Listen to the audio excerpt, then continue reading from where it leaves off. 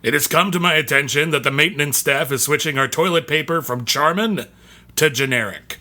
All those opposed to chafing, please say aye. Aye.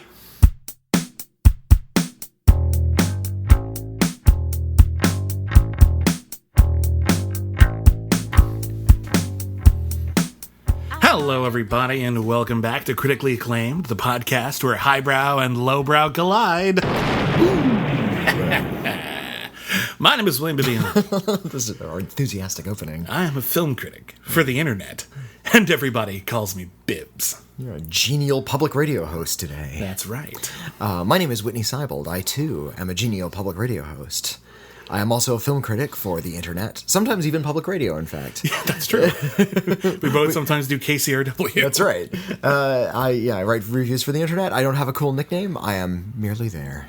And this week on Critically Acclaimed, we only have one brand new movie review. It's for Sicario, Day of the Soldado. Because all of their films just cleared out of its path. Yeah, you really want to just give that one a wide berth, because we all know how popular Sicario was. Just destroyed Avatar at the box office. A steamroller.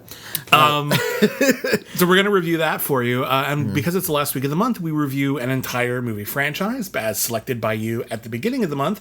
And this month, we're reviewing the Legally Blonde movies. Isn't that a thrill? Woo! Wee! I had not seen all of them before. So this is a real treat. Nor had I. In fact, I think maybe 4 people saw the third one. So I love everyone's talking about, they're going to do Legally Blonde 3. They did. They did. It was called Legally Blondes, and you didn't see it. Yeah. But it exists. Even though it was directed by somebody you probably like. I remember a couple of years ago they were talking about how Lindsay Lohan wants to make a Mean Girls 2. I'm like, they did. It was called Mean Girls 2. Yeah, it exists. Mean Girls 2, Day of the Soldado. People who report on these things need to look at IMDb just once in a while. Yeah. But anyway, we have those, and that'll be a real treat. We have Sicario. That will be a real treat. Am I forgetting anything, Whitney? No, you did say real treat twice, though. Really treaty. Good times. If it seems like we're a little low on the volume, it's because it's late at night, and we're over at Whitney's house for a change. Yep. And there's a person asleep in the other room, so we got to keep it on the DL. We don't want to wake the sleeping lord, so we have to keep everything quiet. Just a bit. So it's going to be a bit chill. You might want to put on your smoking jacket. Don't smoke, but the jacket's still cool. Yeah. Just hang out. Yeah. You know? Is there such thing as a vaping jacket? Did they update the jackets for the technology? They should. Maybe so. I always wanted the smoking jacket from Mystery Science Theater 3000, where the smoke bubbled up from the pockets. I'm not sure if I would want something like that. I want a smoking jacket. You don't want something cool? I want a smoking jacket. I want a fez. I want a big leather chair, and I want a copy of Samuel Johnson, and then I'm good. When I'm 75 years old. Okay. You have a birthday coming up. Maybe some brandy. I'm going to be turning 75. Smoking jacket and fez. Don't get me a fez because I'll wear it and I'll just embarrass myself. Fezzes are cool. Fezzes are cool. Diving right in, Sicario, Day of the Soldado, which is now in the running for one of the silliest subtitles ever. Is it? It's not even close for me. I think it's a good... As we all know, there's been a nationwide moratorium on Electric Boogaloo as your joke subtitle. That's true. You can't use that anymore. In its place, The Deadly Art of Illusion is acceptable. From FX2. From FX2. The Deadly Art of Illusion. I will accept The Desolation of Smaug. Also a good That's one. a good one. And I think Day of the Soldado is currently in consideration for your joke subtitle. I'm fine with that.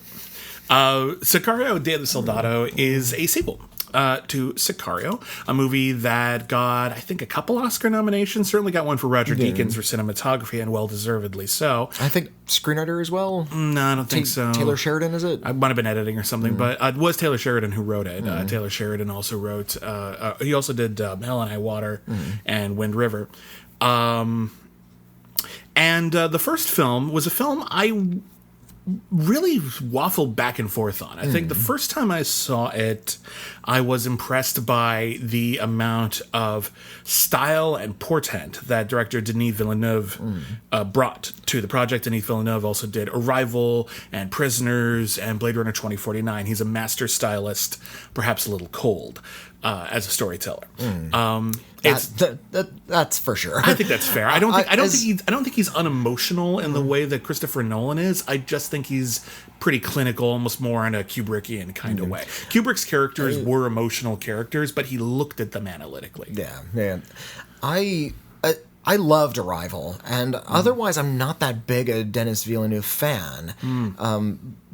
Because of that sort of coldness. And it's not just cold, it's wet. It's cold and it's kind of dreary. You watch something like Prisoners, and it just sort of wallows in misery for its entire running time. What I think is interesting... I feel like, and even with Blade Runner, it's just a lot of people kind of staring coldly into the middle distance for 3 effing hours. I think Denis Villeneuve is one of those filmmakers who is a master stylist, but isn't necessarily a master at picking the best material. But what he does in his particular style makes even an airplane novel story seem important. Which is kind of what Sicario is. I think it's really what Prisoners is. Yeah. I think Blade Runner is a bit of a mess, but I think he elevates it even more. I think there's some really good ideas in it, and I think it mostly comes together.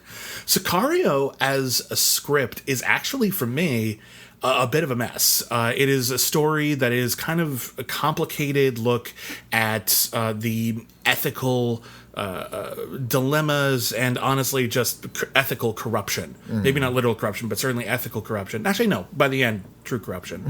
Involved in America's monitoring of the Mexican-American border and the impact that we have directly, indirectly, and clandestinely on the Mexican drug trade.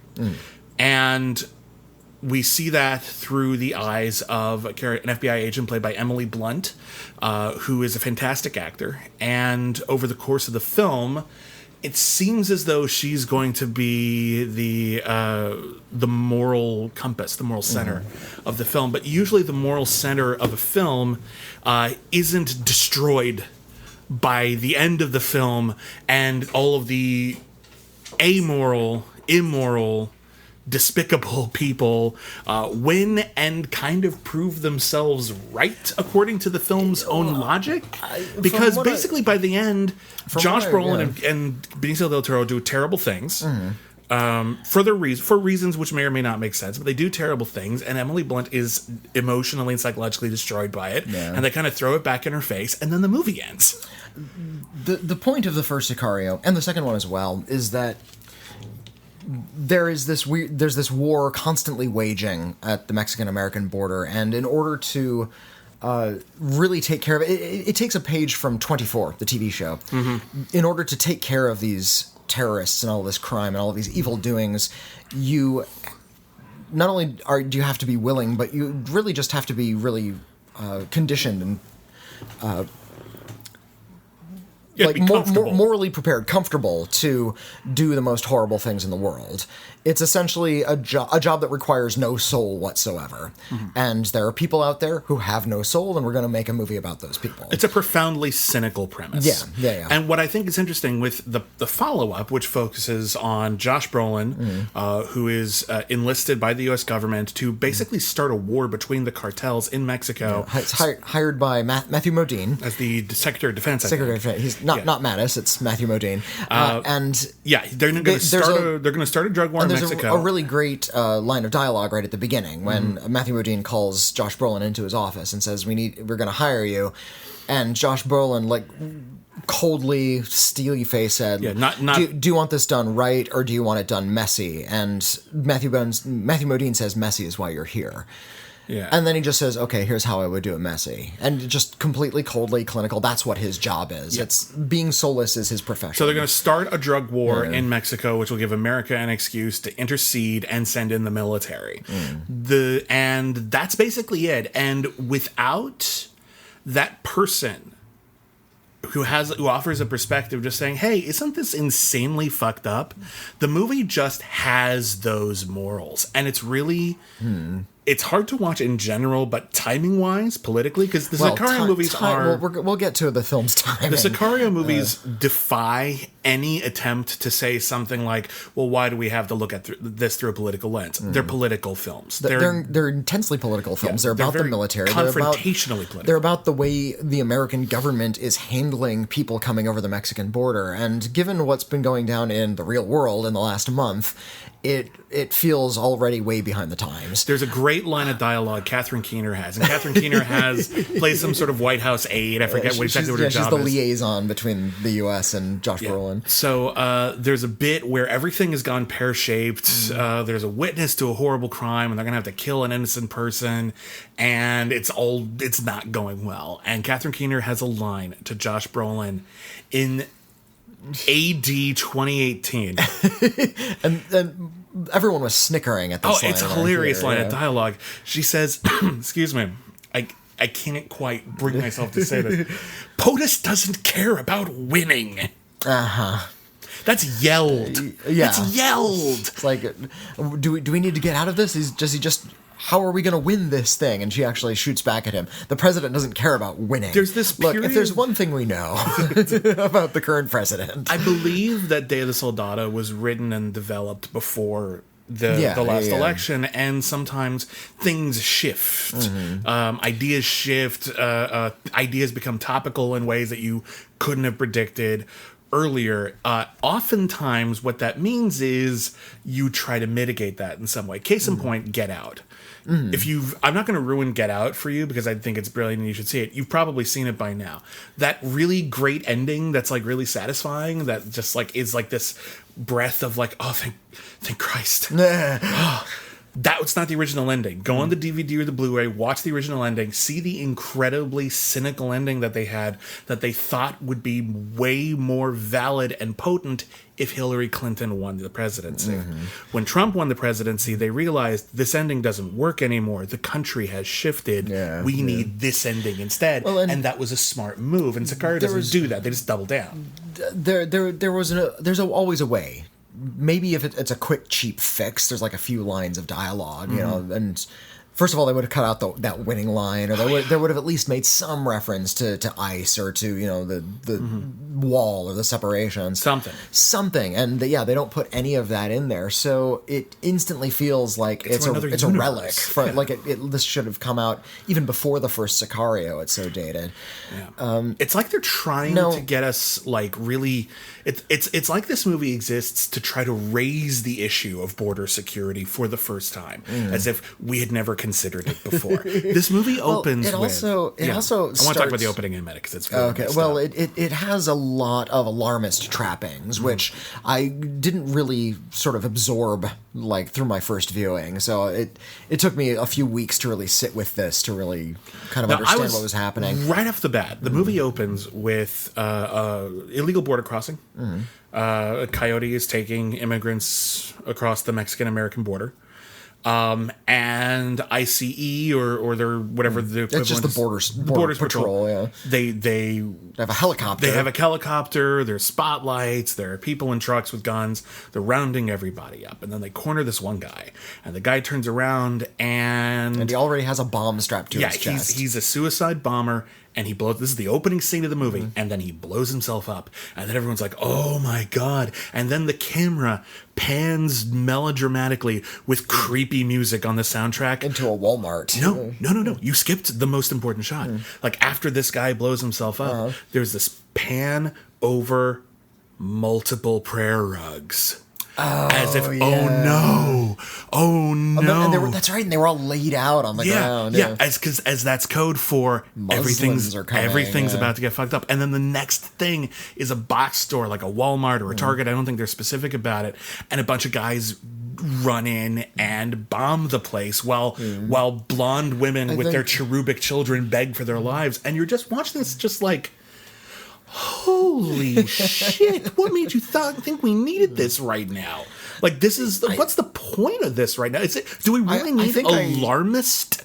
I honestly thought that the film was going to have more on its mind than those raw images it was giving me. I was like, maybe giving it way too much of the benefit of its doubt. Like, this can't be directly what I'm getting. Like, this is going to reveal some Tom Clancy-ish twist, and these guys are working for some other thing, and they're just trying to make it look like terrorism. In the original Sicario, at the very least, Emily Blunt would have looked at that and then seen like the way that the story develops and just gone, "Oh my god, we made a huge mistake." No one ever does. Yeah, this is why It's completely justified. And that's a really dark and frankly troubling message to send in a movie which is being presented as summer entertainment. Because ultimately, if you stripped away the political underpinnings of Sicario de Soldado, and again, they're not meant to be stripped away, they're ingrained into it. But even if you could turn that off, this is an action movie.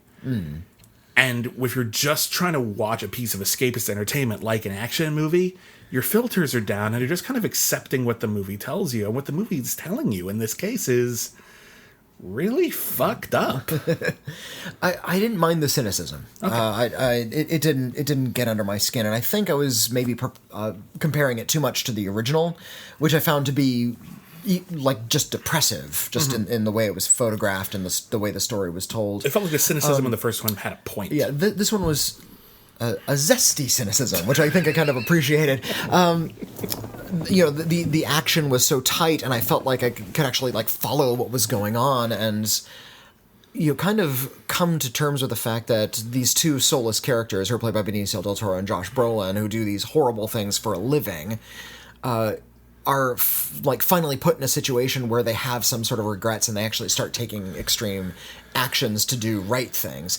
It's not really all that extreme, but they at least start to change their minds. There's a little bit of a change. There's a story for them, and I think I appreciated that. I don't buy it, though. And the reason why I don't buy it is...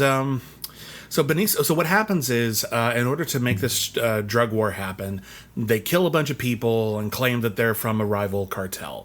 Then they kidnap the teenage daughter of a cartel leader, played by Isabella Moner, who we last saw in Transformers Last Night. And she's good. I really like her as an actor. Actually, all the acting in this movie is great. So they kidnapped her, they take her across the border, and then they're going to return her, but then right in the middle of it, there's a huge shootout, and she sees basically them do horrible things, and now they're stuck. And she's scarred forever. And she's scarred forever. Like, once again, it's a story about destroying the only reasonable woman in the story. But, and so what happens is, Josh Brolin gets the order, we have to kill her. And Benicio del Toro says, well, I'm not gonna. Here's the thing. Well, and he then has to sneak her over into America from Mexico, posing as immigrants. Yeah, there's something to that. Giving it a little bit of a pro-immigration stance, saying that, the people who are coming to this country may be coming here for very salient reasons, like action movie reasons, so let's let them through. Yeah. It's cheesy, but at least it functions. But I don't even buy it from just a basic character motivation level. And the reason why is because at the end of Sicario, and I'm going to talk about the ending of Sicario, the movie's been out for a while. You've been warned. At the end of Sicario, Benicio del Toro kills children. He just does it. He does it very coldly for the same motivation he has for kidnapping Isabella Moner's character in the first place. Now he's got a problem with now it doesn't track. It doesn't read. There's no where's the line? What is the difference? It feels really false to me. And then the very slight change that occurs in Josh Brolin actually offends me more because it makes it seem like, well, he's not such a bad guy. Yeah, he is. He's a terrible guy. He's a terrible human being who just happened to make not the single most terrible choice by the end of it. He still makes a really bad choice over and over again. And then, look, I don't like this movie. I don't like this movie. Clearly, this film offends you a little bit. Well, it doesn't just offend me. It doesn't just offend me, like, politically, which, that's going to be person to person. I can appreciate that.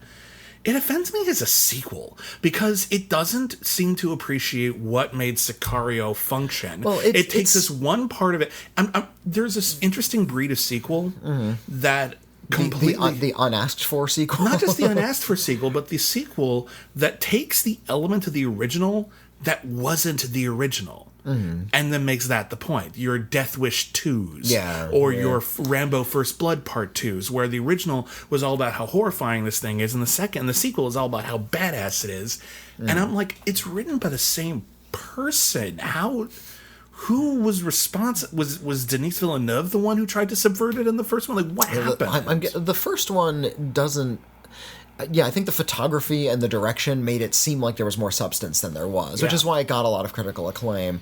And because they were sort of staging it as this Oscar film that comes to a pretty solid conclusion. Yeah, it just does. There's nothing in the world of the first Sicario that I need more extrapolation upon. That it seems so baffling to me that they feel like somebody out there was itching for Sicario, of all things, to be an action movie. Like, imagine if they made another Hell or High Water. Like, Hell or High Water, Part 8. You know, and all of a sudden it was about, just like getting in a pickup truck and firing like a truck-mounted machine gun at cops over the border and, blowing up casinos. That's what it feels like. It just feels like you didn't watch your own movie. Well, it's not just that it's a betrayal. It's not that it's a betrayal. I think the action is an improvement, frankly. But it's that... What are we saying with either of these movies? Yeah. The first one was just depressive and cynical, and the second one is depressive and cynical, but with better action. I feel like this one just sort of functionally as a film is better, but either one is just kind of empty. I think stylistically the first one is so strong, and I think, again, having the Emily Blunt counterpoint to it made a lot of its more troubling ideas palatable because at least there was a counter-argument. Here, there's no counter-argument. It's just, this is all of these, like, sort of cynical ideas about the way the world really is. These sort of, I took one college sociology class and now I'm bitter, like, sort of approach to the world and its politics. And just saying, and this is the way the world is, and it's just, isn't it fucked up, but cool? And now I'm forced to say, even though, the action's cool, the acting is good, I'm forced to say, no. It's not interesting anymore. And, I think you took away the thing that made it interesting. You and I are white critics. We are. We're white guys. There was a recent survey of Latinx critics on this, and it's eye-opening. You should find it, because this film doesn't treat its Latino characters very well. No. It doesn't treat its Latina characters very well. It abuses and murders them and plays in stereotypes. These are stereotypes that a lot of mainstream white audiences have seen for so long that they'll probably just sort of roll with it. Maybe not notice how horrible it is, but... I walk out of the theater with a lot of people praising this and going on Twitter saying about how great it is, and I disagree. Yeah, and there are things we should be alert to. And so I encourage you to find this survey. This article is on, and I apologize if I mess up the pronunciation of this, Remezcla, Remezcla. It's called What Latino Film Critics Are Saying About Sicario, Day of the Soldado, and it features, commentary by Carlos Aguilar, Kristen Lopez. I'm sorry, Carlos Aguilar. I apologize. I'm skimming this as fast as I can. Try to get as many names. Alejandro Riera, and it's really eye-opening. And Monica Castillo. It's really eye-opening, and it really serves... There's a lot of conversation right now about just how white so much of the film conversation is online. A lot of the professional film critics are white guys. Yeah. And the thing that I think is super important to remember isn't that... any critic isn't allowed to have a conversation about any particular film. It's that we're not consciously aware always of what we're bringing to it or what we're not bringing to it. And that's why we need multiple voices. That's why we need people from all walks of life, all age groups, sexual identities, ethnicities, backgrounds. We need everyone to have an intelligent conversation about these. Otherwise, we're not going to learn anything. Yeah, Brie Larson put out that great article about how there needs to be more diversity in criticism. Was it an article? Was it like a quote from a speech? Maybe it was just like a quote she gave. But yeah, she said that she doesn't want to read what old white guys have to say about something like A Wrinkle in Time anymore. And the backlash was, well, does that mean only people who are like young black women, are they the only ones who are now qualified to review something like A Wrinkle in Time? Does this mean you're saying that only the people who are predisposed to liking or being on the same film's wavelength are the people who can criticize it? No, dummy. That's not what she was saying. She's saying that we need a variety of voices. We need more than just the white man's perspective on this. We need everybody's perspective on this. White man can write a review of that. If you don't want to read it, don't. Yeah, their opinion might be worth significant. Our opinion might be worth significantly less about Sicario de the Soldado than people for whom these issues and the depiction of their culture, or the nationality, or the issues that relate to people even more directly than it does to us. Like, they're going to have a way more intense perspective on this than we do. So seek them out. Again, that's a great article, and you should definitely check that out to get as many different perspectives as possible. Because this is a problematic film in many ways. It is, and we need to have a really complicated conversation about it, because this is, again, there's nothing else opening this week. I mean, there is, but there's no other major film opening this weekend. This is pretty much got some free reign to find a pretty big audience right now. It did okay over the weekend. It was never going to do Avengers numbers, but it did okay. Like, people are going to see it, they're going to absorb it, and we need to talk about what they're absorbing, because I do think there's some really troubling material here. We kind of brushed up against timing. Yes. We wrote an article for CriticallyAcclaimed.net, our website that links up to this very podcast that you're listening to, where we chose B features that we can watch with Sicario. Yeah, we do a weekly series called Double Features, and we each try to pick one film each that we think would sort of pairs up with it and puts it in interesting context. Yeah. And I chose a really badly timed comedy film from 2001. It was going to be released on September 21st, 2001. There was a plot line about sneaking a nuclear bomb onto a plane, and how funny it was that you can just do that. It was played for laughs. It was like a slapstick scene. They don't play them very often, but there was this time in which plane hijackings were a frequent plot device in comedies. Yeah. Like, it was considered ludicrous.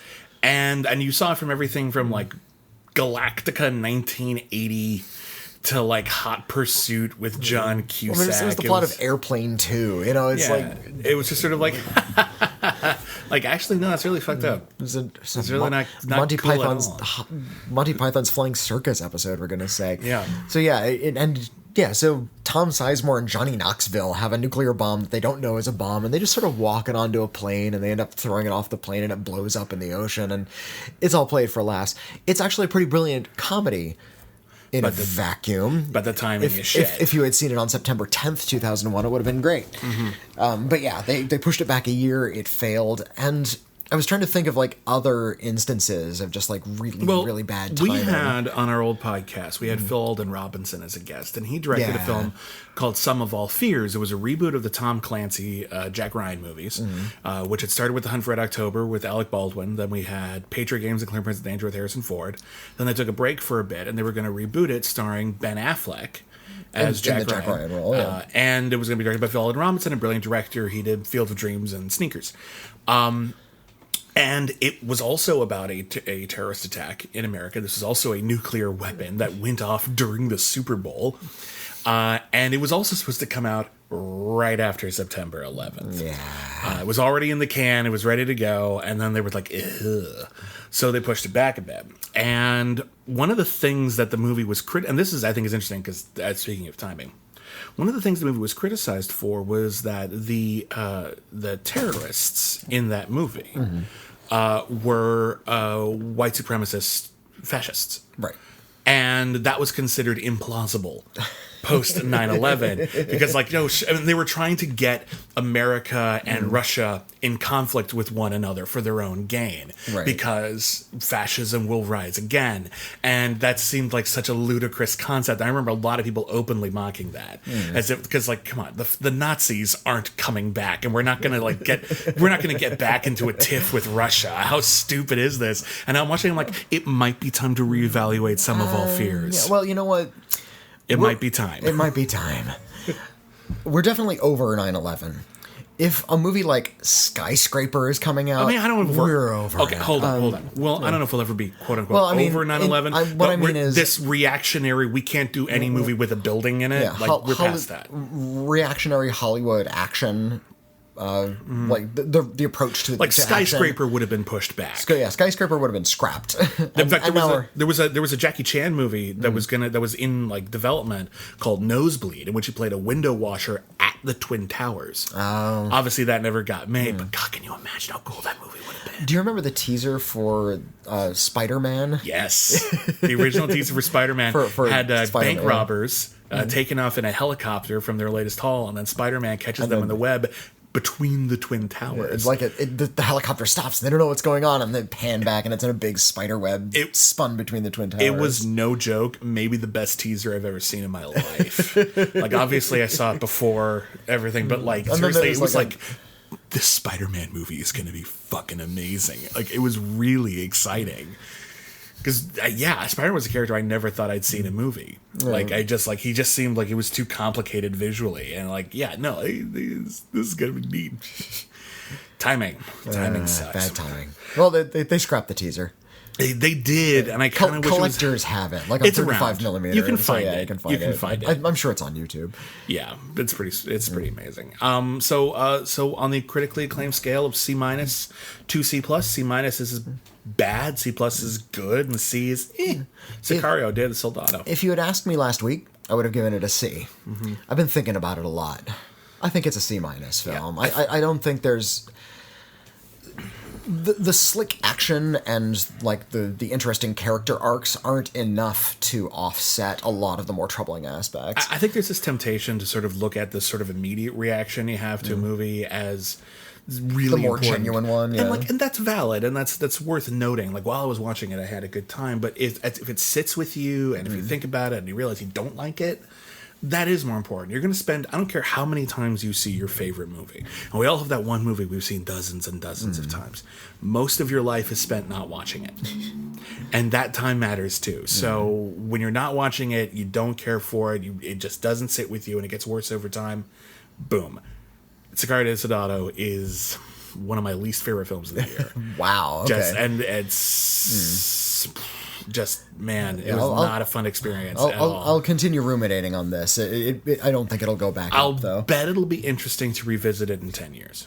Yeah, for I sure. bet it'd be really interesting just because of the timing factor. We can look back with a little bit of context, whether we're, in a bunker somewhere, like having fortunately survived the nuclear winter with only this DVD of Sicario, Day of the Soldado to entertain us, or everything's fine and we just go, oh, thank God we were worried over nothing. Like, I don't think that's the case, but, one or the other or anywhere in between, it'll be an interesting watch. So that I will give it, but I don't think it's a particularly well-made movie.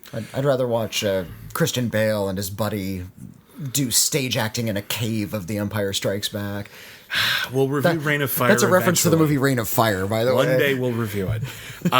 So let's talk about our big franchise watch. All right. So we wanted to do something a little different. We've done a lot of action movies, a lot of horror movies. Well, and those are the ones that typically get a lot of sequels. That's true, but there's a lot of like comedy franchises out there, and sort of feel-good franchises, and even romantic comedy franchises. And Legally Blonde is a series of films that the original is incredibly popular. People love it. It turned into a hit Broadway musical. And then a lot of people remember that there was a sequel, and then they go, oh, okay, I think I saw it. And then they totally forget there was anything else. Yeah. And I think it's interesting to explore just the kind of life cycle a unexpectedly successful movie can have. And Legally Blonde is a great example of that. So the original film came out in 2001. Yeah, and it stars Reese Witherspoon as Elle Woods. Yeah. And she's a college student. And she is like alpha sorority sister. She is obsessed with pink and fashion. In fact, that's her entire world. She majors in fashion marketing, I believe was her major. I can't remember, yeah. And she comes across to the rest of the world as something of a ditz and having acquired expertise in a field that doesn't have a lot of value. Yeah. And she's planning to marry the perfect guy. Yeah, she's got a hunky boyfriend. Hunky frat boyfriend. Yeah, she's just going to marry the perfect guy and have the ideal life, and that's it. And she's happy with that. And then right when she thinks he's moving on, he's going to go to law school, and she thinks he's going to ask her to marry him. And instead, he breaks up with her because he wants someone more serious. Because not only is he going to be a lawyer, he has political aspirations. Right. He doesn't think she's marriage material. And instead of just being angry and then moving on, she decides she's in the doldrums for a little bit, but then decides to show him up. Yeah, she decides to actually, take charge of this and kind of become the kind of person, a serious person. That he thought she wasn't, and so she decides, screw it, I'll go to Harvard Law School, which is insanely difficult to do. But she, by dint of her pluck, by dint of her moxie, she is able to put together a convincing enough admissions packet, right, that she convinces Harvard Law to accept her. And it's completely unconventional. She videos herself in hot tubs and skiing and talking to people about that little monologue we had at the beginning about toilet papers. I'm a good leader. See, I can talk about toilet paper with sorority sisters.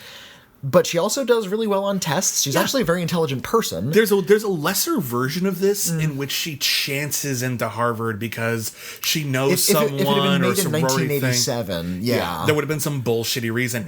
And this is the thing that I think makes Legally Blonde such a delightful movie, is that even though she's into hot pink, she has a little chihuahua, she talks in a way that conventional movies would consider very ditzy. Elle Woods is incredibly intelligent.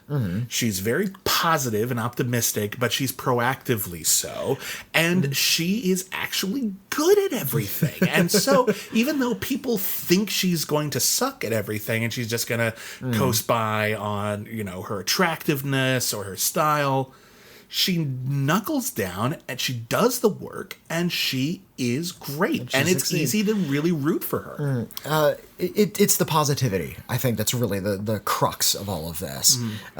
It's been said that if a character is really happy, you can do whatever you want to them. It's the reason why you can abuse cartoon characters sometimes. I don't care. Just shove another stick of dynamite up my nose. Hey, that's great. And you love that character, even though they're being abused. Not that Elle is abused, but nobody has any faith in her. It's an interesting... And that she is able to deflect all of that and come back at them with some genuine intelligence that she's constantly surprising people with is very, very empowering. The script isn't that great. the whole plot at the end, I hadn't seen this since 2001, and I forgot completely about the murder plot. Well, I remember one thing about the case. I think it's important. So what you've got with Legally Blonde is, so it starts off with her as a bit of a nice, engaged, but a little superficial. She doesn't really have plans to really make anything of her life. She decides, for reasons which might not have been the most ideal, but she decides she's going to go to Harvard Law School. She's going to become a lawyer. Great. Turns out she's actually pretty good at it. We spent a lot of time with her at school, having a rivalry with Selma Blair, who's now dating her ex-boyfriend, possibly getting back together with her ex-boyfriend, meeting Luke Wilson, who plays the TA, who shows an interest in her.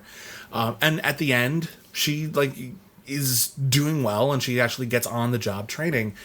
And the end of the movie, I think it's really vital. It feels like its own separate thing, but we want to see not just her get out of law school. We want to see her be a lawyer. Yeah. Well, I think if that was missing, the movie would feel way more slight. Here, there's some real stakes at the end there, and I think I like the way that it grows and it builds. Yeah, although it does bend over backwards to put her in a position where she's in a courtroom cross-examining somebody, and has that Perry Mason moment. Well, they wanted to give Elle a Perry Mason moment, not just I graduated law school. It's a broad comedy. I do like, and they managed to make this work in Legally Blonde 2 as well, that Elle's specific expertise, not just in law, but in fashion and cosmetics, and is what helps her crack the case. It's something that no one else noticed. Yeah.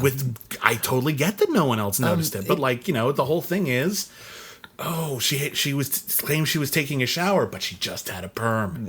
And you'd never do that. You'd never do that. It is kind of a pity that, it still illustrates that that's kind of her only realm of experience. She wasn't able to sort of like bring in some other things that she had learned, because she knew that at the beginning of the movie.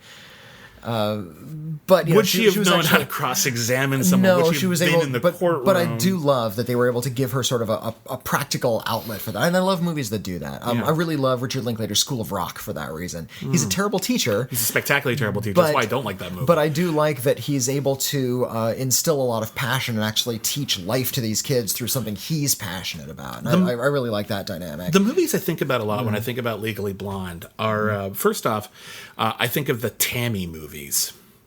With Debbie Reynolds. And they were these very sweet, small, Gidget-like franchise of movies about a young woman who goes into different situations, and her innate positivity and goodness makes her the object of mockery, but also helps make everyone feel better. It's Pollyanna. She's Pollyanna. Yeah. It was a modern Pollyanna. But like there was a certain flakiness to it that was charming, but doesn't have like the weight Pollyanna has. The other thing I think of is actually Ace Ventura: Pet Detective. And the reason why is because I read somewhere long ass time ago, I couldn't tell you where, but one of the things that they were originally going to do in Ace Ventura was it was going to be yet another dumb comedy about he's a pet detective, he's an oaf, he's klutzy, and at some point around the time they got Jim Carrey, they were like, what if he was really good at his job? Is that also funny? And that's actually like funnier because you're not just... He's such a spaz, but he's also good at his job. Yeah, there's not only... do they have the opportunity to do all the funny stuff? Elle Woods gets to wear all of the bright pink clothes and talk about manicuring her dog and do practically a musical number about the bend and snap. Oh, God. Sexy cut lure. Cut it out. Cut out the whole Jennifer Coolidge storyline. Oh, people love that storyline. I love Jennifer Coolidge. This was actually one of her breakout roles. She's great. People loved her for She's this. Great. I love her, every inch of her in every film. But... golly, she's just dead weight in this movie. It's a rough role. It helps to keep humanizing Elle Woods even throughout it. You know, it shows that she doesn't just care about the law, or doesn't just care about her boyfriend. You know, she has other people who care about her. She gets to do all that silly stuff, and she's a good lawyer. And as a result, we don't just want her to succeed; we respect her, and we want her to be. Want her to be president. Like she's going to be so great.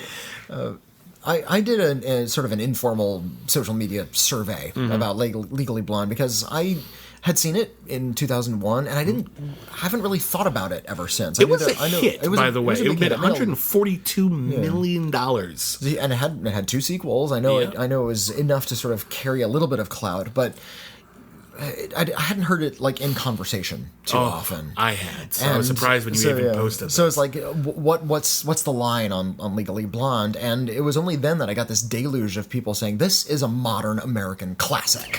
Like, really well. I'm looking forward to seeing it again. It's one of the more popular comedies from the 2000s. Yeah, that's for sure. I got like about half, it's all right responses, and I got like half just ebullient responses. The responses were all from men. Yeah, that doesn't surprise me. Listen, I don't think, for me, Legally Blonde is a great character and a real winning performance from Reese Witherspoon. And everything else is just pretty well made. It's made by, I don't know how to pronounce his name, Robert Luketic? Luketic? I think it's Luketic. Robert Luketic, who is...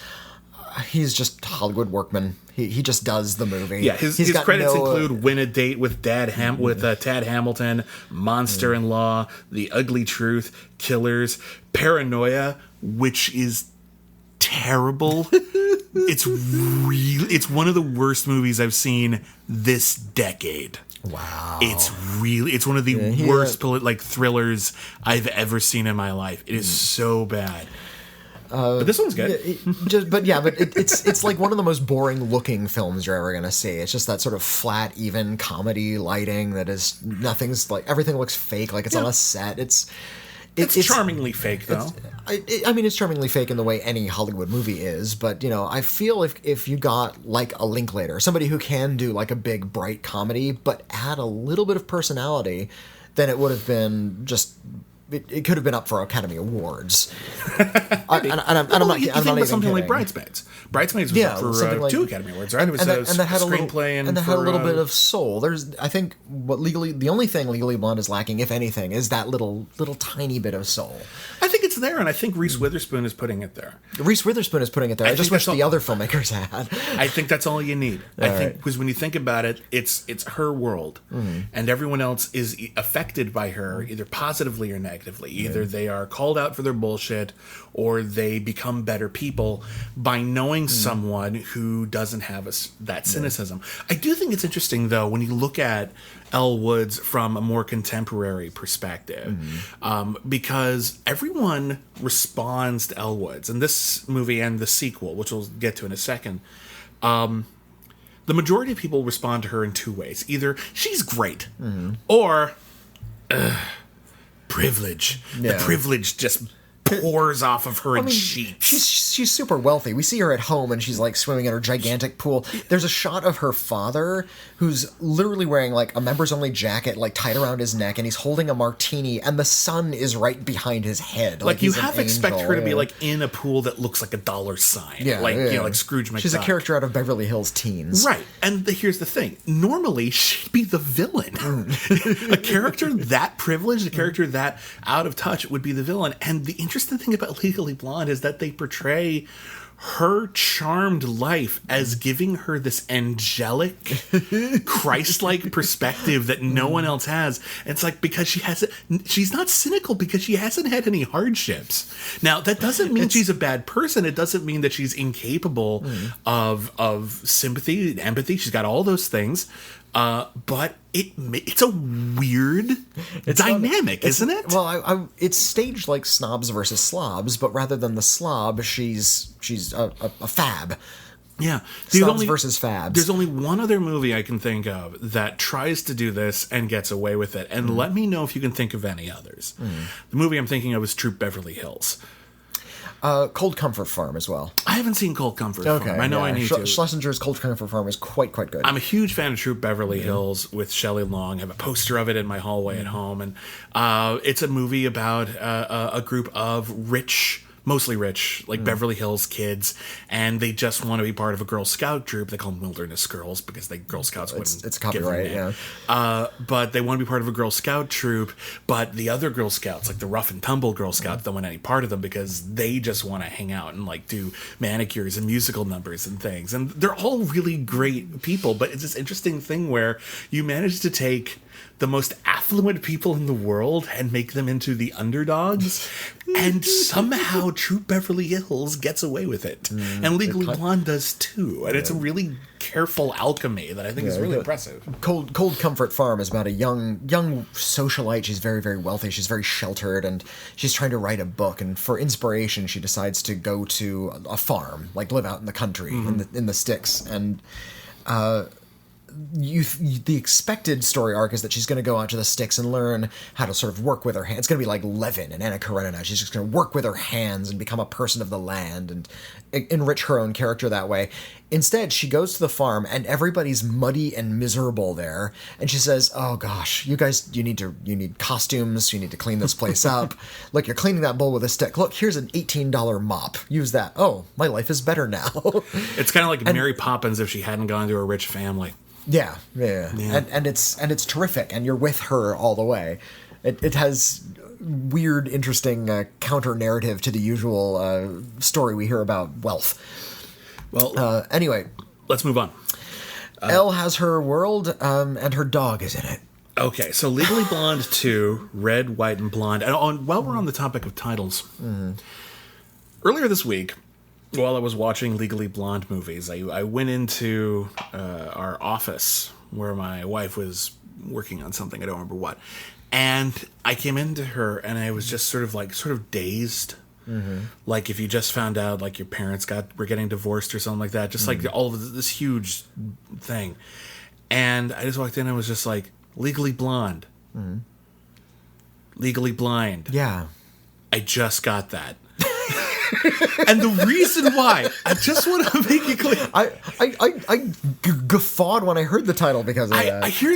Scoffed at it. Here's the reason why. The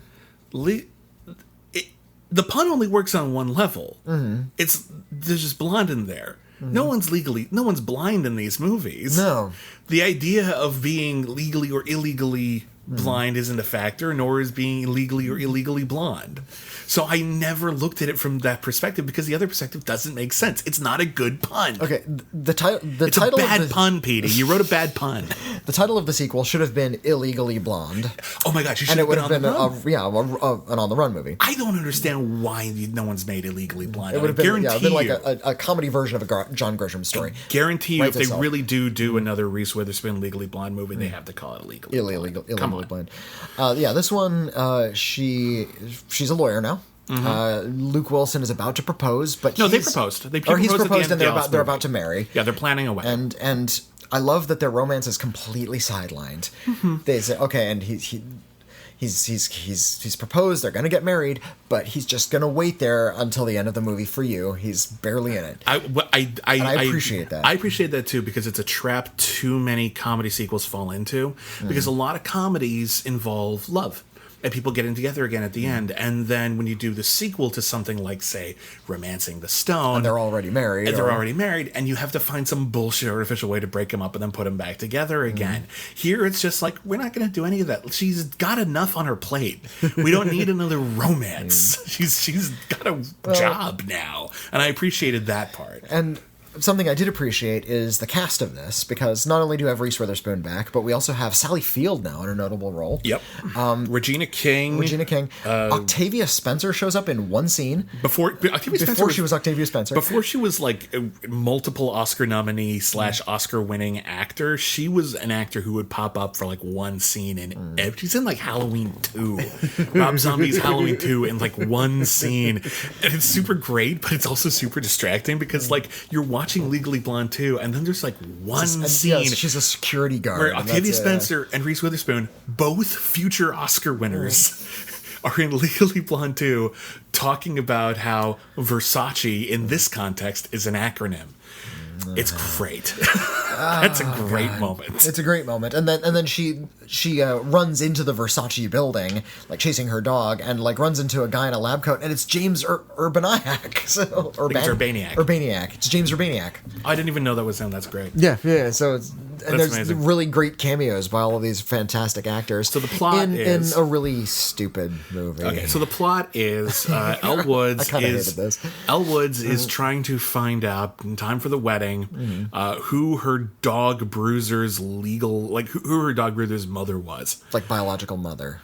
Oh, God, that's forced. First of all... That's so forced. The dog is an accessory. I don't really care about Bruiser. But the important thing is she cares. I understand she cares. And I like that she cares. That says a lot about her. It doesn't say anything about Bruiser.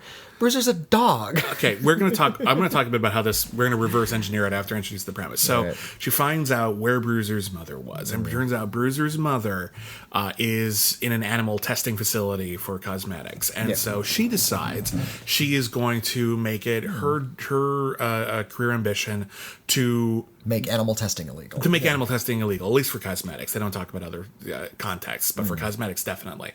And this gets her fired from her current job because it's not a moneymaker. Okay.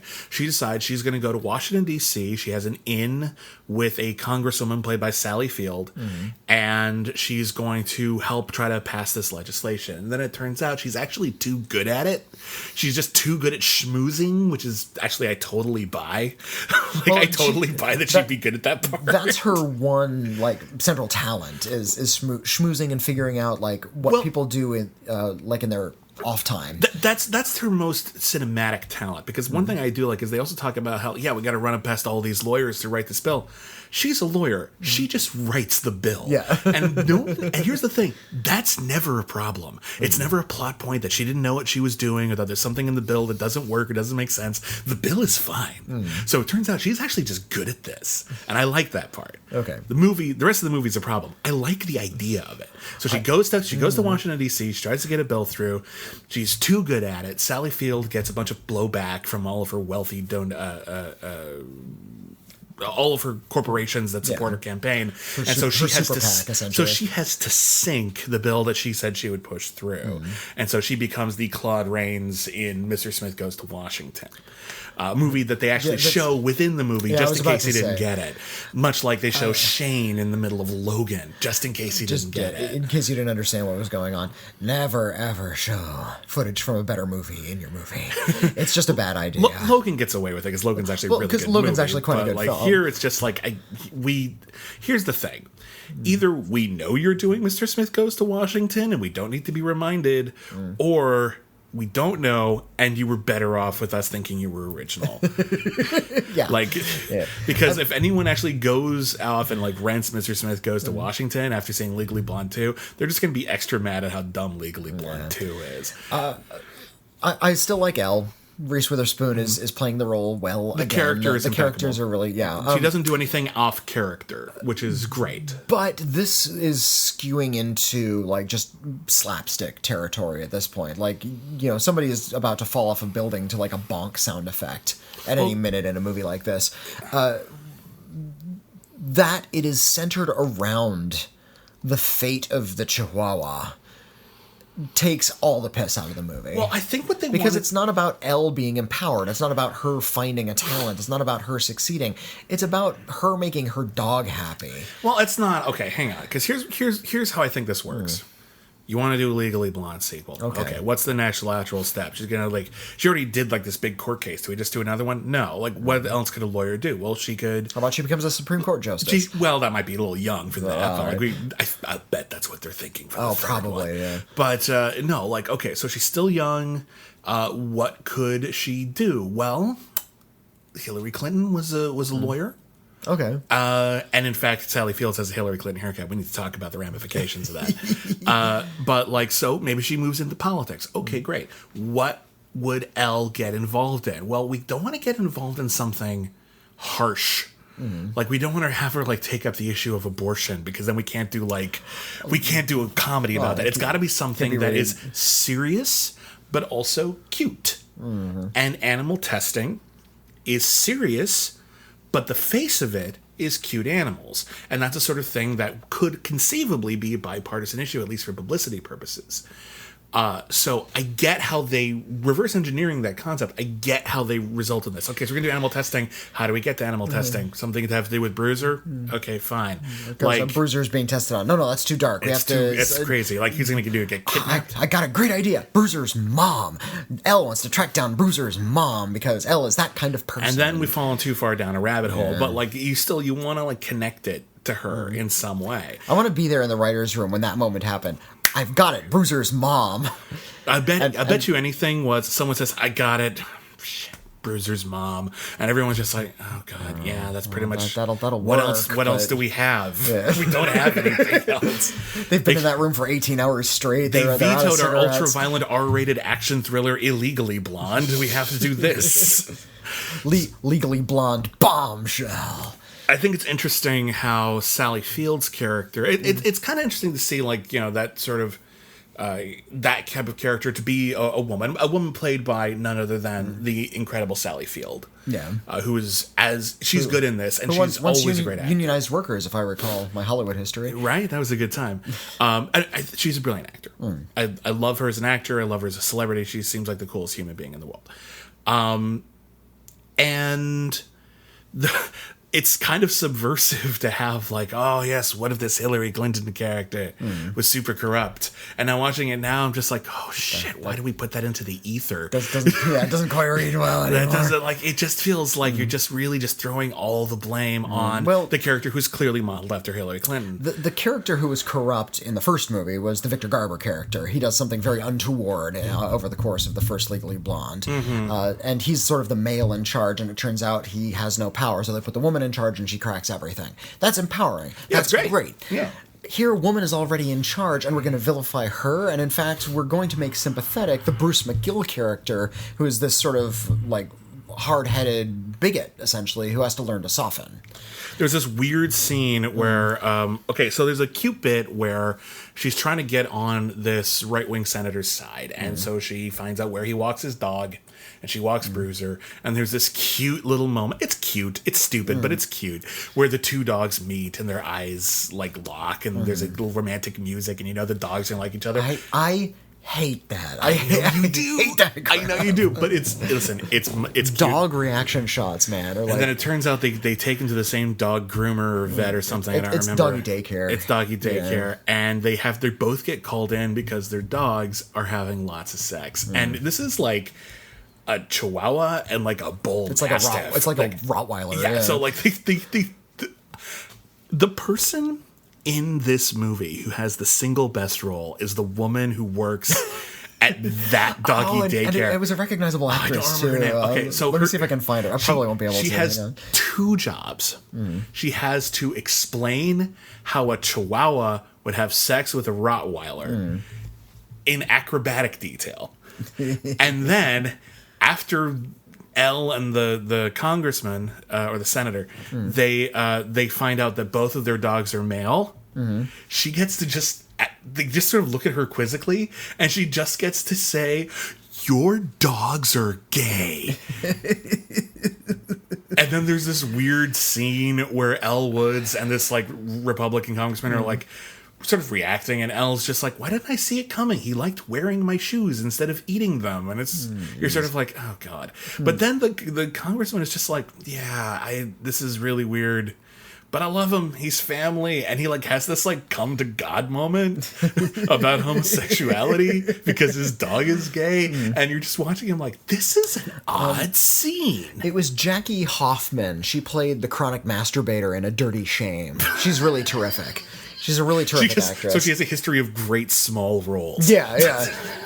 Just come in, steal a scene, get out. Yeah, like Tracy Ullman sits down in A Dirty Shame in like a Sex Addicts Anonymous meeting, and she leans over and says, "Hi, I'm a chronic masturbator."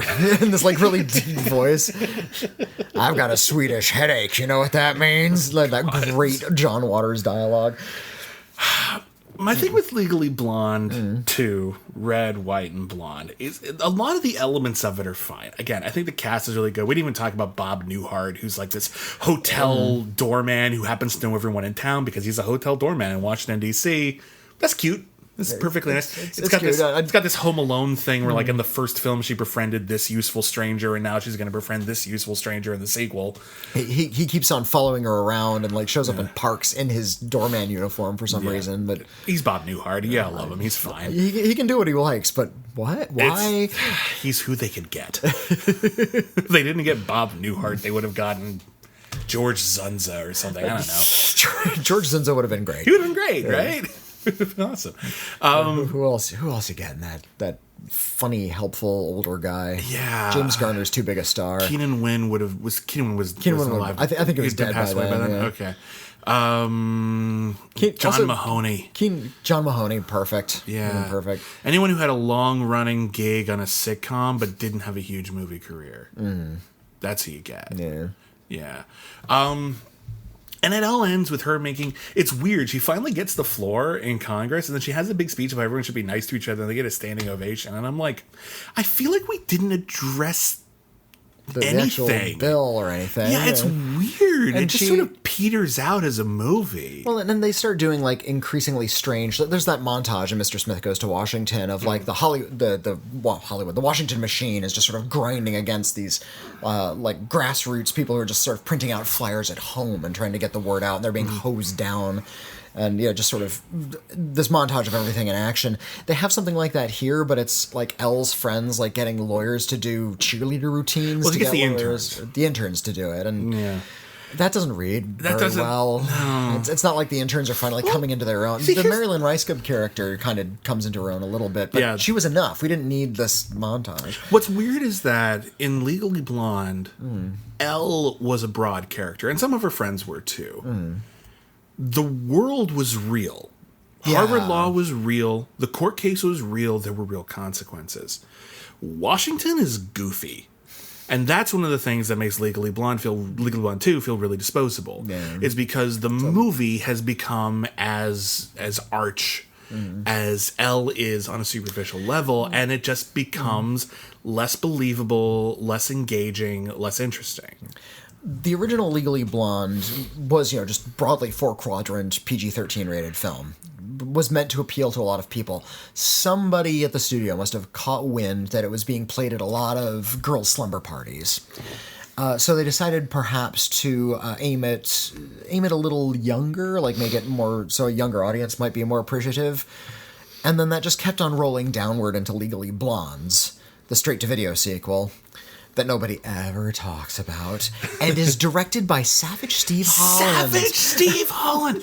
If you were not, around in the I don't know if people know who Savage Steve Holland is anymore. There was this time in the 1980s when teen movies were all the rage. And there were teen dramas, there were teen comedies.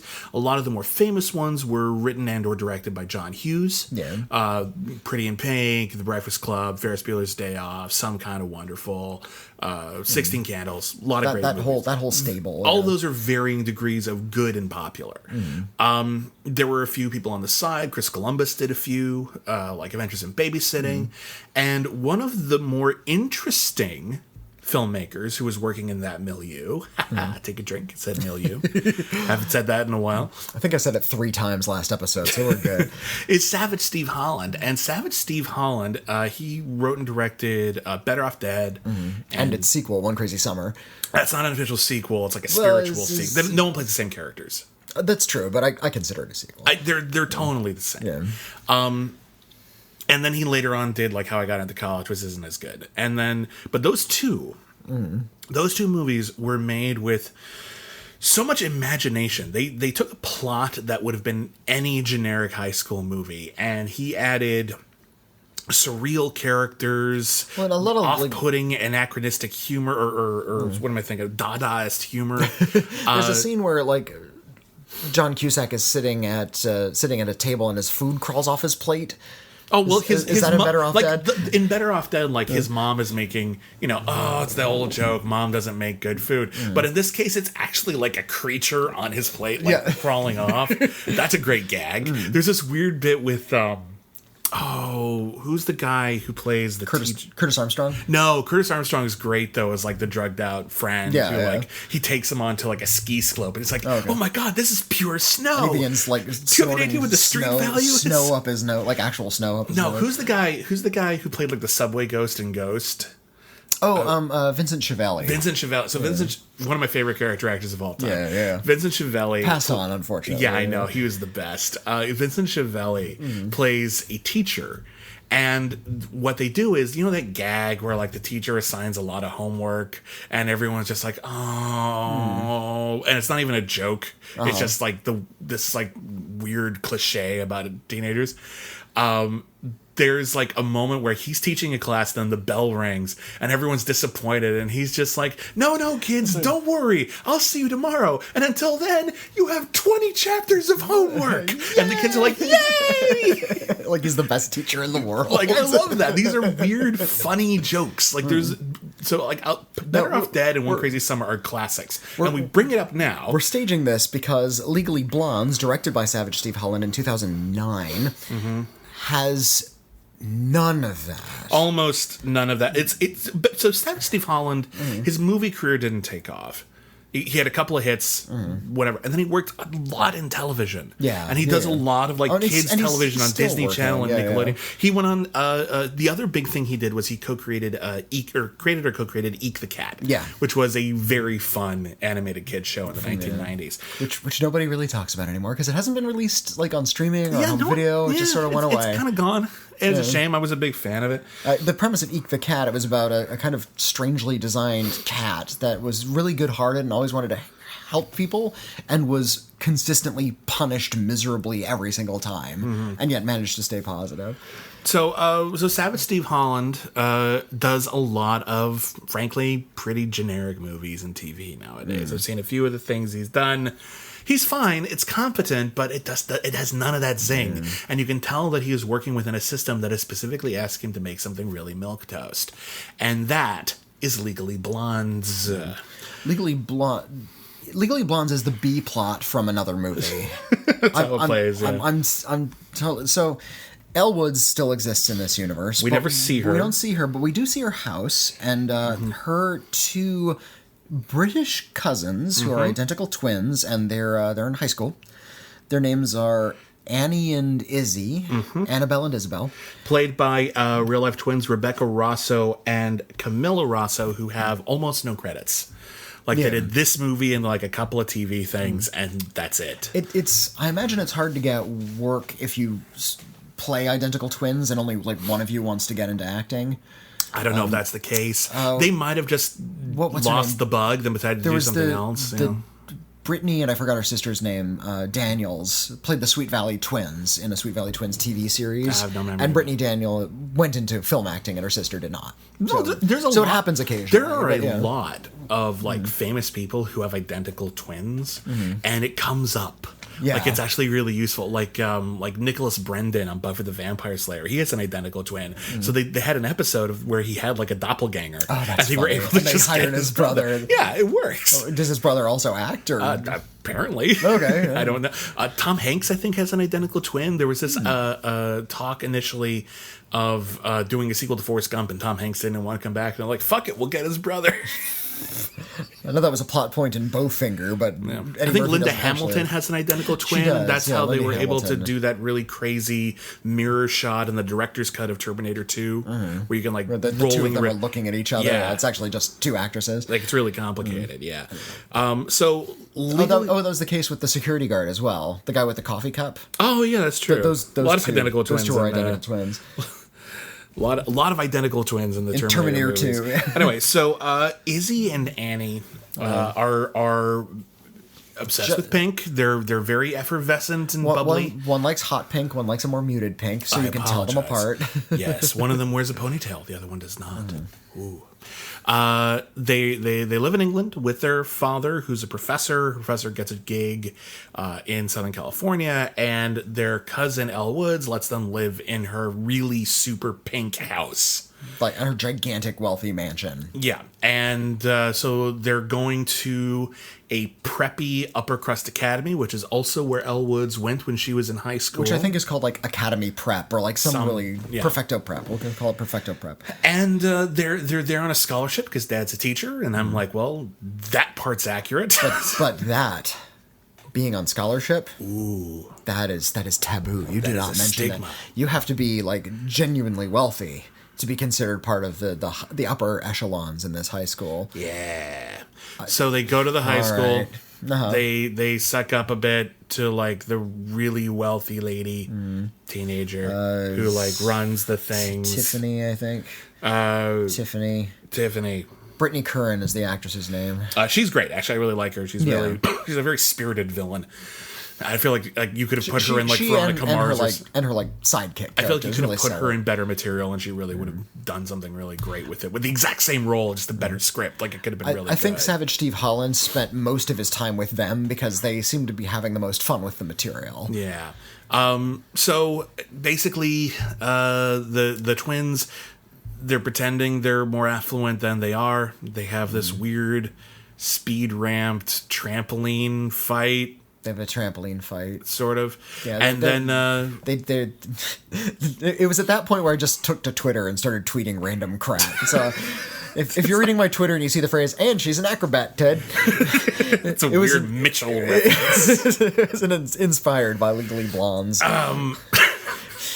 It's terrible because they're acrobats. There's not much to it really. Like there's this the superintendent or the dean of the school is this lady who like apparently she was there when Elle Woods was there, and Elle Woods completely undermined the entire system. She runs a very strict, uptight system, and Elle Woods, put together like Tai Chi classes and like all of these like things that sound really nice actually.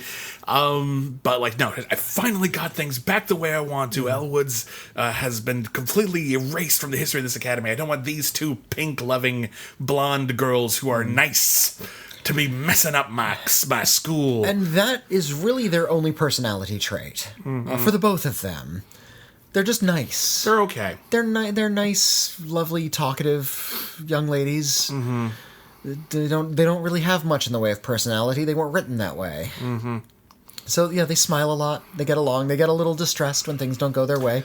There's no real big drama for them. No, they get framed for cheating on a test, and they have to have a mock trial. A mock trial, so you get that legally section into the film. But and that's the thing that okay, so Legally Blonde's is a cheap movie. In fact, it's the only movie I can think of offhand where the stock footage looks better than the actual footage. Because the stock footage was on film. When they do consumer grade cameras, they go to Los Angeles and there's a montage of cars driving by, Rodeo Drive, and then it just cuts back to them, and the footage is so much worse. It looks really bad. But listen, that's fine. It's a cheap movie. What are you gonna do? You can't necessarily control your budget. What you can't control is your script. And even though the script was probably never going to be as punched up as the Legally Blonde movies, because in Legally Blonde movies, you know how it is in comedies. They bring in stand-up comic writers. They bring in 18 comics, and they're not even all messing with the plot. They're just trying to make sure every joke zings. Mm-hmm. And maybe every scene has a few more gags in it. And maybe they don't succeed, but they succeed enough that it feels like a real movie. Mm-hmm. And here they don't have that. They don't have someone who is really putting all of their investment into the film. And what we lost more than the comedy, though, is their moxie. Again, Elle Woods is intelligent. She's driven. She's capable of meeting any problem. Izzy and Annie are not. They're not bad. I mean, one of them is good at school, but the other one's okay. Just bad with public speaking. But there's in a way that barely reads. That's in dialogue, but we don't see it in a performance. They keep reminding us, and it doesn't seem to be a thing. They're not great. Elle Woods is great. She's a great person. You would want to know her. You'd want her on your trivia team. She's amazing. These are just teenagers, and that's okay, but it's not really worth. They don't feel like they're part of the Legally Blonde legacy. They don't feel like you're going to transfer the control of the franchise over to characters who really don't fit the spirit of Elle Woods. They only have the superficial elements, which were supposed to be overcome by her hidden depths, and there are no hidden depths. They do bother to sort of remake a few of the moments from the first Legally Blonde. There's a scene in the first one where Elle is tricked into wearing a costume to a non-costume party. Yeah. And she shows up, everybody's in their ordinary clothes, and she's dressed as a Playboy bunny, and she's embarrassed. But it rolls off her. She doesn't really care. She's angry at first, but then she owns it. Yeah. And that makes her great. In Legally Blondes, they're tricked into wearing swimsuits to a full dress gala. They think it's a pool party, and it turns out it's a fancy dress gala. And they kind of talk their way out of it, saying, "Here's why we're wearing swimsuits," which is fine. Did you stay through the credits of Legally Blondes? Should I have? Well, because I did not. First of all, this thing's barely 80 minutes. Oh, it's short. So they're doing everything they can to pad it out to feature length. So they put in, they don't put outtakes. They put deleted scenes over the credits. Wow. Expanded versions of the same scenes. Okay. And they're not comic moments. They're not flubbing their lines. It's not alternate endings. It's just a little extra dialogue that would have just slowed the scene down and were probably cut for pacing reasons. Weird. But then they put them back in at the end. That's so weird. It's really weird. So we get an extended version of that same speech over the credits about why they're wearing swimsuits to this historical ball. It's the first time I've ever seen that. Just extended. An extended cut included in the final cut of the film. Yeah. Like the bonus features are part of the feature. That's so weird. I kind of wish I'd stayed for the credits now. That's really bizarre. Legally Blondes is, it's a straight-to-video sequel. There are good straight-to-video sequels. You ever see The Hitcher 2? It's pretty good, actually. C. Thomas Howell comes back, and Jake Busey plays the Hitcher, and he's having a lot of... It's good Jake Busey. Okay. It's early Jake Busey. Jake Busey's fine. Jake Busey's fine, but there was this period of time when it was really good to be Jake Busey, and he was in a lot of stuff. That was 1997. This was from the about like a 4-year period where if Jake Busey was in something, it might be pretty good. And now if Jake Busey's in something, your first thought is, oh yeah, Jake Busey. What happened to him? I had always hoped, like in the late 90s, that Jake Busey and Matthew Lillard would be put in a film together in like some sort of like wacky buddy comedy and just see who could like out crazy each other. That'd be Just too much energy in one film. Do you think he actually learned how to like play the violin? Because he plays the violin in Starship Troopers. He probably learned. He probably knew already. You know, yeah. It's like a talent. He's like, hey, goes up to Paul Verhoeven and says, hey, I can play the violin. Sure, I'll write it into this just scene. An unexpected talent. Like, you wouldn't expect. Like, imagine, like, if you found out. Well, imagine if you found out that, like, I don't know, like, it's not, you don't frown on it or anything like that. It just doesn't track. Like, if you found out that, like, Jennifer Aniston was a lion tamer, you're just sort of just like, huh. Curious. I did not see that coming. That's very interesting. I saw Steve Martin's movies before I was at all familiar with his stand-up at all, so I had no idea that he even played the banjo. Oh. So it was kind of a surprise when I learned that a little. He's so good at the having banjo. known him for years and not knowing that he had played the banjo. So good at the banjo. He's actually quite good at the banjo, yes. It's spectacular. And I like that's been sort of like an early and a late career resurgence where he's been doing a lot of the banjo stuff. So that's Legally Blonde movies. That's it. Yeah. Now there was a musical. There was a musical. Not familiar with the musical. It was televised. We weren't able to track it down in time. We're sorry about that. There was also a TV series pilot of Legally Blonde. It didn't go to series. It was a pilot. And we are taking this opportunity to offer you, our dear listeners, a crossover event. Yeah. We did this with Herbie the Love Bug, where it turned out there was a short-lived Herbie television series. So we did a crossover between Critically Acclaimed and our other podcast, Cancel Too Soon. So if you want to find out more about Legally Blonde, the TV show, that's the next upcoming episode of Cancel Too Soon. This week, we've got VR5, a television series starring Laurie Singer from Footloose and Warlock as a woman who can... from Warlock. I apologize. She can enter the internet and mess with your mind and like transfer consciousness and go to alternate realities. She can do just about anything with virtual reality. It's a MacGuffin. It's basically like the internet by way of Lawnmower Man meets the X-Files. It's a pretty amazing thing. But then the next episode after that, which will be up later this week, that is Legally Blonde, the pilot, and we'll see if that's any good. I haven't watched it yet, so I have nothing to contribute. Have you watched it already, or I will hold off. Okay. Well, that is that for the Legally Blonde movies. Any last thoughts on them overall? I like the first one. I liked it more than I expected to. Again, I wish it were more interestingly filmed. It was just sort of boring to look at, but I think Elle is a great character, and I know she inspired at least one of my friends to go into law. That's fantastic. I didn't know that. That's great. Yeah, so she's a great role model, and she's a great character, and I can see why they would want to make more movies about her. It's just a pity that the sequel stunk as bad as it did. All right. Well, that is it for the main episode of Canceled Critically Acclaimed.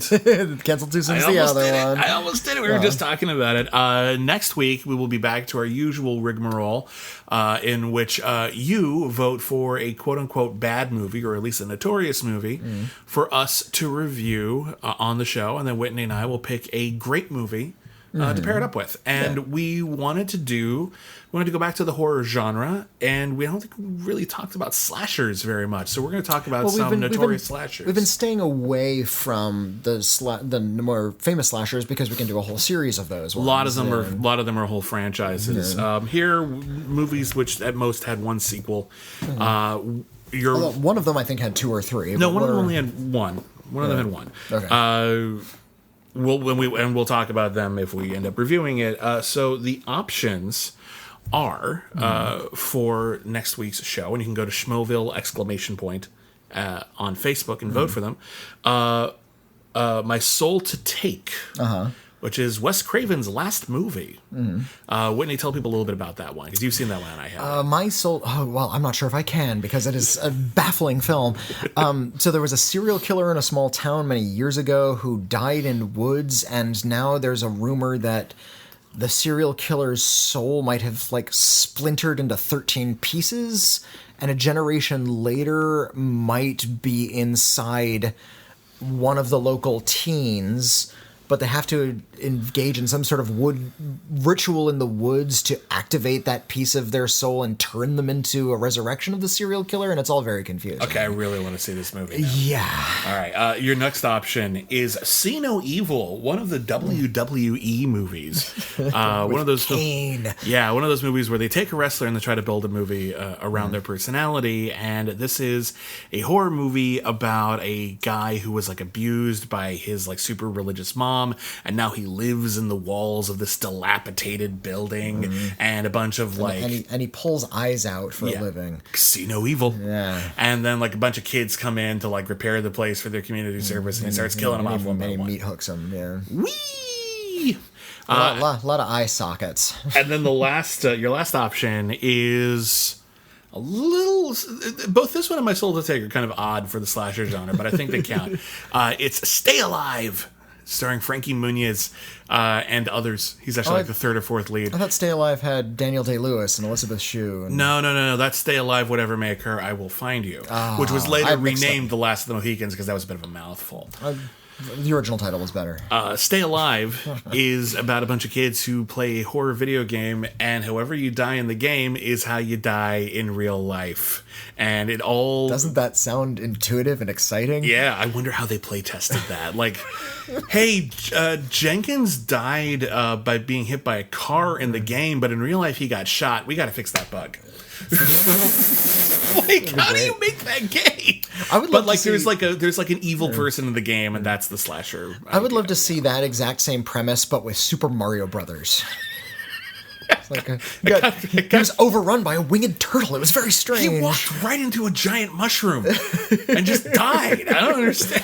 I didn't know that happened. Killed by a bunch of Venus flytraps.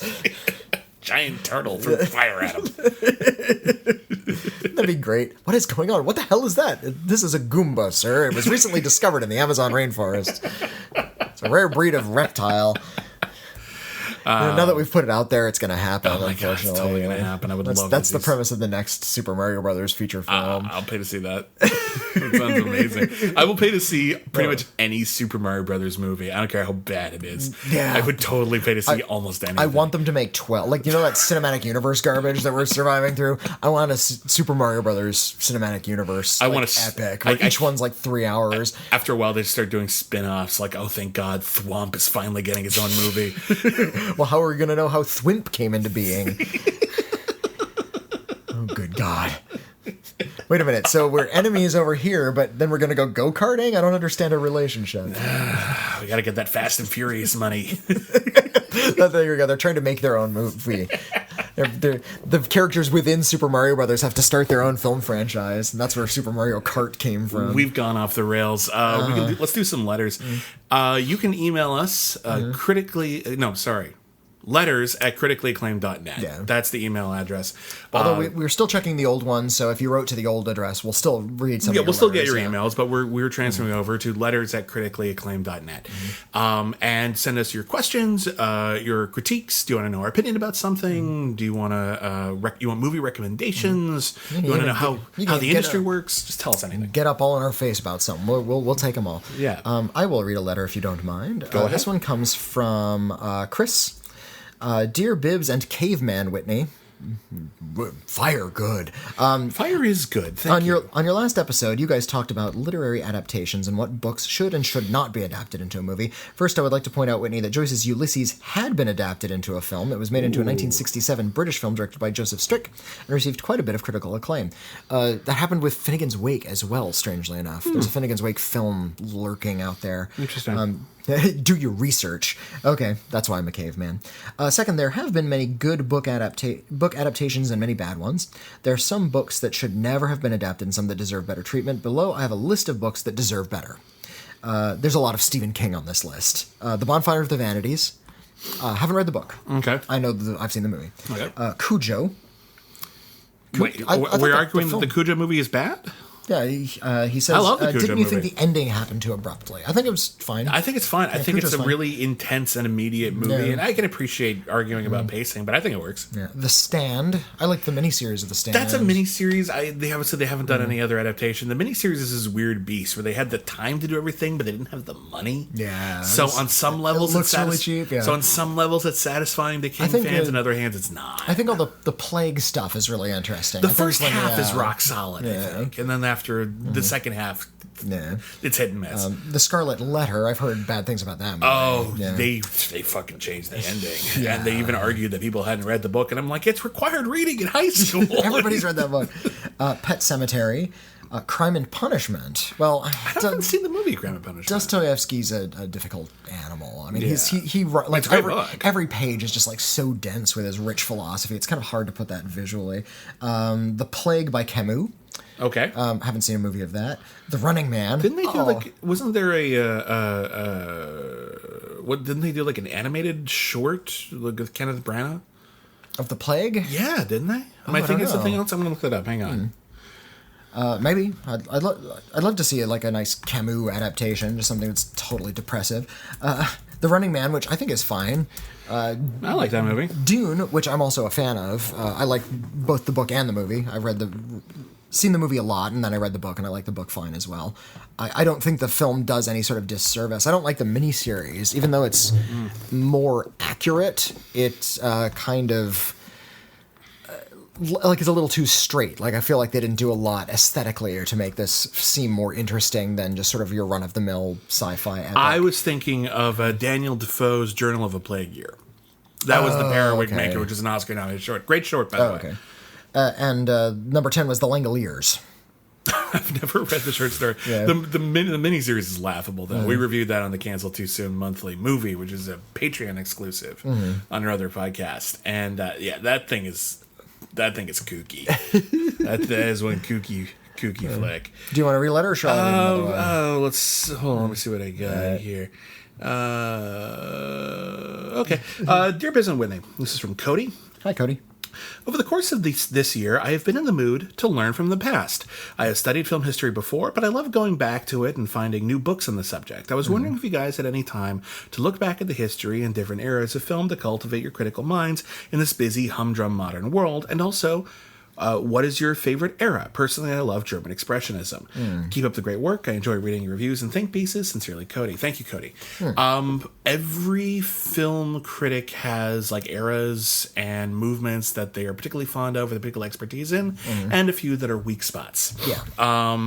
One of my favorites, and I'm always trying to expand this. For example, I realized recently that I've actually seen very few Hammer horror films. Oh, okay. At least compared to how many there are. I've seen some, but like I'm making it there's 850 million of those things. I'm making it my goal to like at least see the major bullet points. Like I've only seen one of the Frankenstein movies that they did, for example. I've never seen any of the Mummy movies. I've seen all like 11 of the Dracula films, however many there are. I've seen them all, but that's kind of where it ends with me. So yeah, I think I need to do that too. For me, I was a big fan of. I fell into Hong Kong action cinema. A lot. In college, I met a wonderful film critic named Rick Myers, who literally wrote the book on the subject, two of them.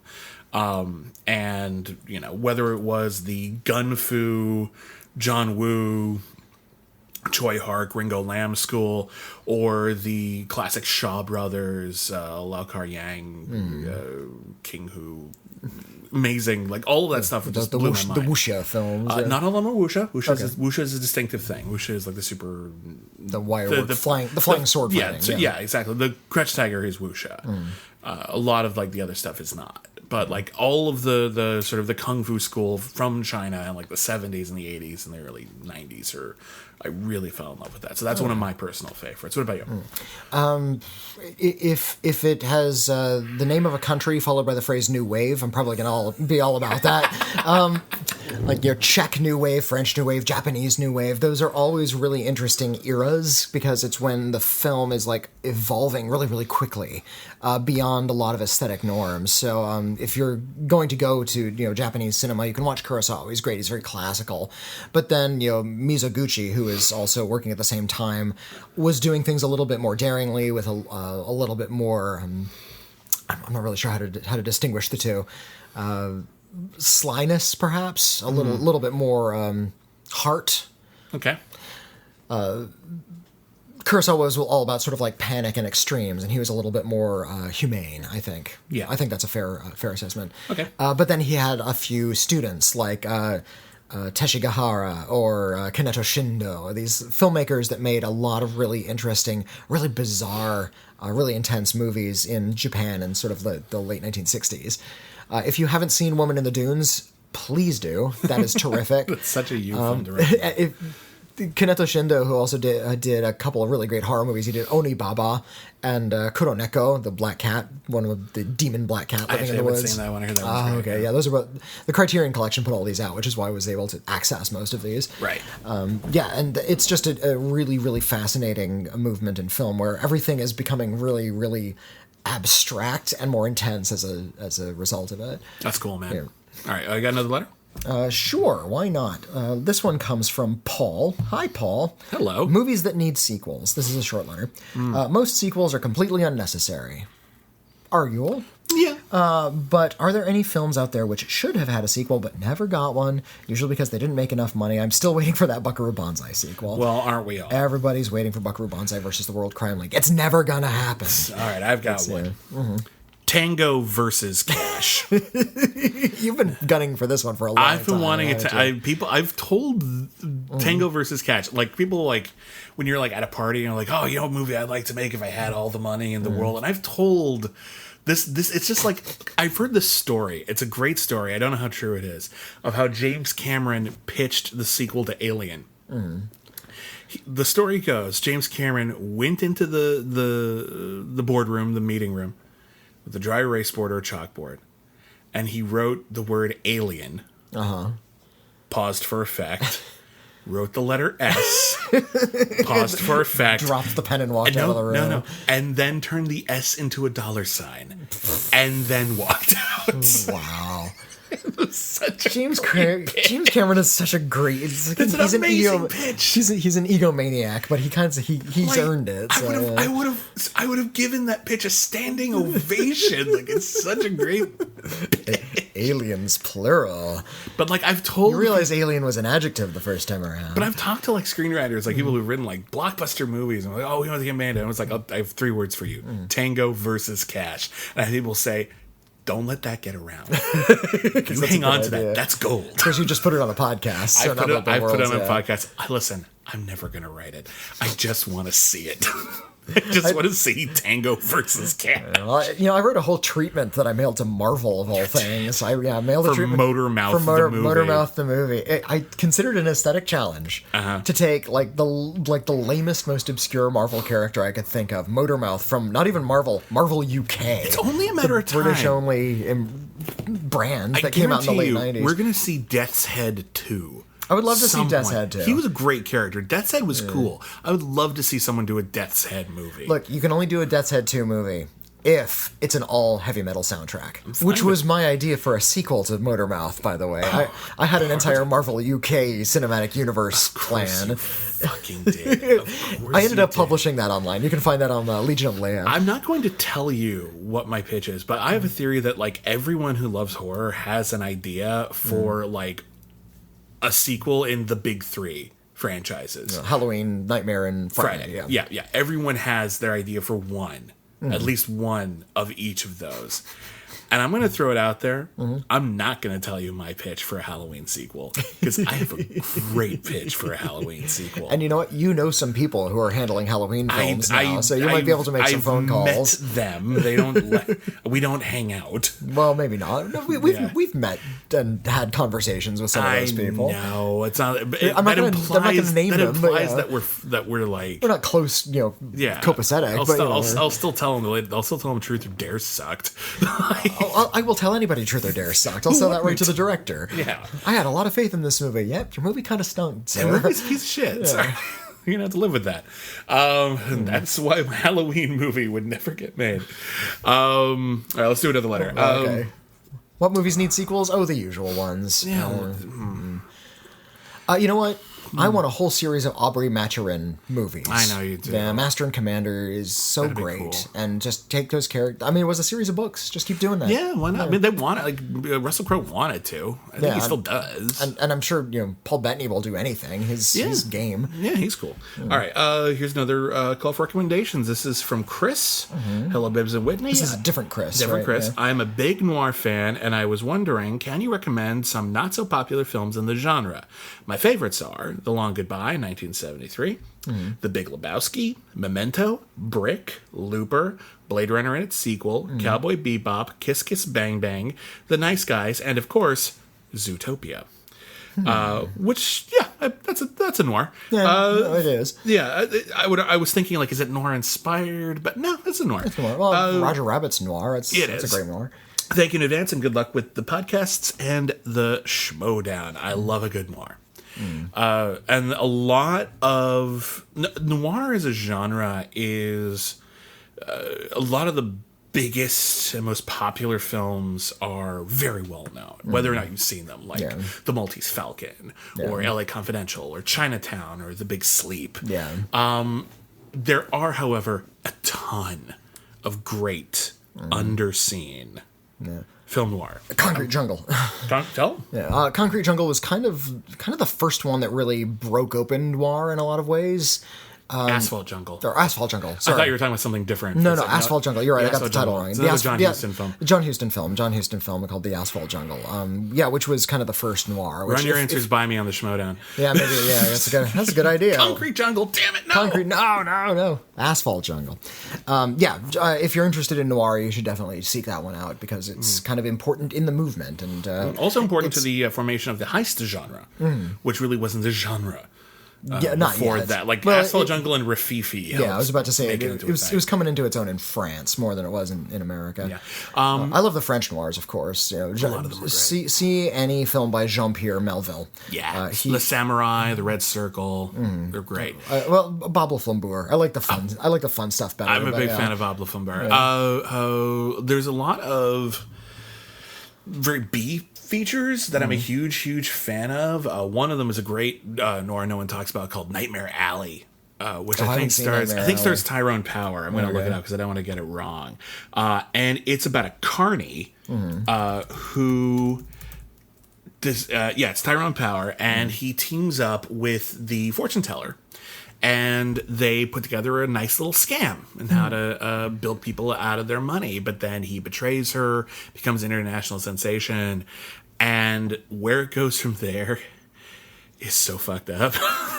And and what I love about when you watch Nightmare Alley is you can tell the exact moment when the studio or the production code said, and you need to stop this right now and give us a happier ending. I see exactly where the story is going. You need to stop. Happy ending now. You have 30 seconds. Like that's the ending of the movie because you can tell how depressing it was supposed to get. It's really incredible. Have you ever read Crime and Punishment? Yeah, but has the two endings. Yes, it's like here's the depressing ending, but here's what really happened. Here's the happier ending that the editors wanted. So I wrote two endings. Well, you know what? You're Dostoevsky. I'm going to give you a pass. There's a really fun noir called Gun Crazy. Oh, I love Gun Crazy. Gun Crazy is cool. Gun Crazy. I think it's actually also about carnies, and they have like a gun show, like a shooting tricks. Well, the show. It was about two people who were trick shot champions who decided to stage heists. Yeah, they gotta become bank robbers. Yeah. And it's about their love affair, and you buy it. You buy that they're together. Fred McMurray and Stanwyck, is it? No, you're thinking of Double Indemnity. It's not Fred McMurray and Stanwyck. I can look it up. Who was in Gun Crazy? Totally forgot. It's been a long time since I've seen Gun Crazy. It was John Dahl and Peggy Cummins. Less well-known actors. There's a great bit in Gun Crazy, which is such a cool shot, and it's the sort of thing that no one was doing at the time. So the camera's in the back seat of the car, and rather than have like a rear screen projection, which would have been the norm, they're actually in the car, and they're driving to the bank to get out to pull the heist. And they didn't tell anyone. They didn't close off the streets. So they were just supposed to pull up in front of the bank. and there are no parking spaces. And the shot has to continue but the thing is they left it in because that's the sort of thing that could happen. And it was a nice little detail. That's a really cool bit. So I'm a big fan of that one. That's a lot of fun. I'm trying to think if there's anything maybe more recent. Is there a more recent noir that's really great? The problem with a lot of more recent noir is that they're too conscious of their style now. And they're all sort of like throwbacks. A more modern noir would just be something like maybe Zodiac, which is... Nightcrawler, another Jake Gyllenhaal movie. That's a great noir. I guess that's a good noir. That's a really great noir. Yeah, but when we tend to think of noir films, we do think of a very specific era, a very specific look of feature films. So I feel like a lot of films that sort of tout themselves as modern noirs, it's stuff like Sin City, where it's just like stylized like crazy. And it's not even noir, it's just cynical action. If you love noir, you owe it to yourself to go back and check out the early Raymond Chandler adaptations, the John Huston movies, even Treasure of Sierra Madre. It's a film noir western. Like it's really fantastic. But then once you've seen a lot of the old ones, I highly recommend you check out Dead Men Don't Wear Plaid. Which is a great movie that Steve Martin did with Carl Reiner, where they actually like took footage from classic noir movies and intercut them so that Steve Martin was interacting with like Humphrey Bogart as his partner. Yeah, man. It's like pre-Forrest Gump. They didn't digitally do it. They just had to do it with editing. It's a lot of fun. If you love old movies and stuff, it's just a lot of fun. But it's actually just a fun comedy in and of itself. Like it's some of the stuff is dated, but it's quite good. And I highly recommend it. So that's it. That's it for Critically Acclaimed for now. We'll be back next week with a review of one of those notorious slashers that we listed earlier. Head over to Schmoville. With an exclamation point. Yep, there's 2 Schmovilles. Go to the one with an exclamation point. That's where the polls are. You can also find our writing on criticallyacclaimed.net. We have links to all of our work from elsewhere. We also have original content. We have a hub, essentially. We have a hub. In using internet parlance. And if you join our Patreon at patreon.com/canceltoosoon for our non-schmoes related podcast, there's a tier at which you can assign us articles to write for that website. You can be our editor. So by all means, come on down. We've got a lot of great assignments. In fact, we have a ton. Yeah.